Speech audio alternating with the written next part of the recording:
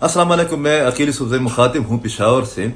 पिशावर इस वक्त तहरीक इंसाफ की सियासी और हुकूमती सरगर्मियों का मरकज बना हुआ है।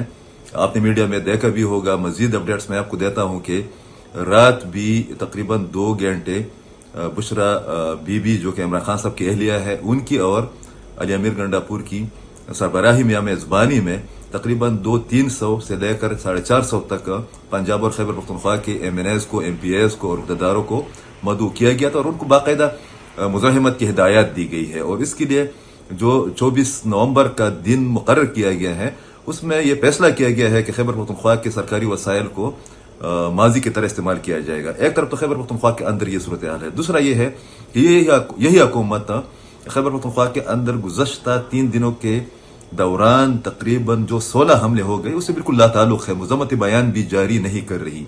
एक तो ये एक मसला दरपेश है खैबर पख्तूनख्वा को, इस पार्टी को, इसकी हुकूमत को। दूसरा मसला क्रॉस द बॉर्डर है, वो बॉर्डर से बाहर है और वो ये है कि जो अमेरिकन कांग्रेसमैन है उन्होंने पहले भी एक खत लिखा था जो बाइडन इंतजामिया को कि इमरान खान साहब की रिहाई के लिए वो दबाव डाले, इक़दामात करें। एक बार फिर जबकि इन लोगों ने अपने अवाम का सहारा लेकर, उनका नाम लेकर, अपने कारकुनों का, अपनी पार्टी का नाम लेकर 24 तारीख की इवेंट का ऐलान कर रखा है, उसके लिए तैयारी जारी है। एक बार फिर आज एक और खत अमेरिकन इंतजामिया को लिखा गया है जिसमें रिपब्लिकन और जो दूसरी पार्टी है रिपब्लिकन और डेमोक्रेट्स उनके कांग्रेसमैन शामिल हैं। जो रियासती बयानिया है और बहुत से मोतबर उलमा और तजियाकारों और सियासतदानों का, जिसमें डॉक्टर इसरार साहब भी शामिल हैं, जिसमें डॉक्टर फारूक खान साहब भी शामिल हैं, जिसमें मौलाना फजल साहब भी शामिल हैं और बहुत से मोतबर तजियाकार शामिल हैं। उनके बयानियों को इस वाले दूसरे खत या जो लॉबिंग हो रही है या जो सदर ट्रंप से जो तवक्कुआत वाबस्ता की गई है उसको तक़वियत मिलता है कि ये एक इसराइली लॉबी का एक प्रोजेक्ट था।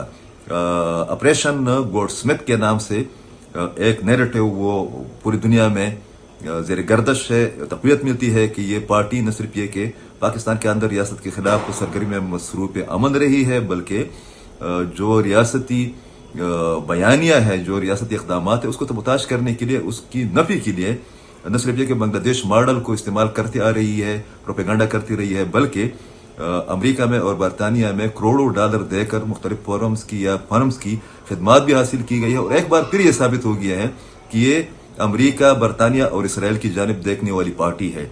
अब यहाँ सवाल यह पैदा होता है कि अगर अब वाक़यातन अमेरिकन इंतजामिया ने या हुकूमत ने या कांग्रेस ने दबाव डालना है तो फिर इमरान खान साहब और उनकी पार्टी की उस बयानिए का क्या होगा जिसके मुताबिक ये बताया गया था, एक कैंपेन चलाई गई थी कि उनकी हुकूमत को अमेरिका ने या अमेरिकी एस्टेब्लिशमेंट ने या अमेरिकी इंतजामिया ने ख़त्म किया होता। मेरे ख्याल में वक्त आ गया है कि ये वजाहत की जाए कि गोल्ड स्मिथ ऑपरेशन क्या है, यहूदी लॉबी की दिलचस्पी क्या है, इतनी करोड़ों डॉलर की इन्वेस्टमेंट कहा गई है और ये पार्टी अपने आवाम पर इन्हिसार कर रही है या बैरूनी ताकतों पर। बहुत शुक्रिया।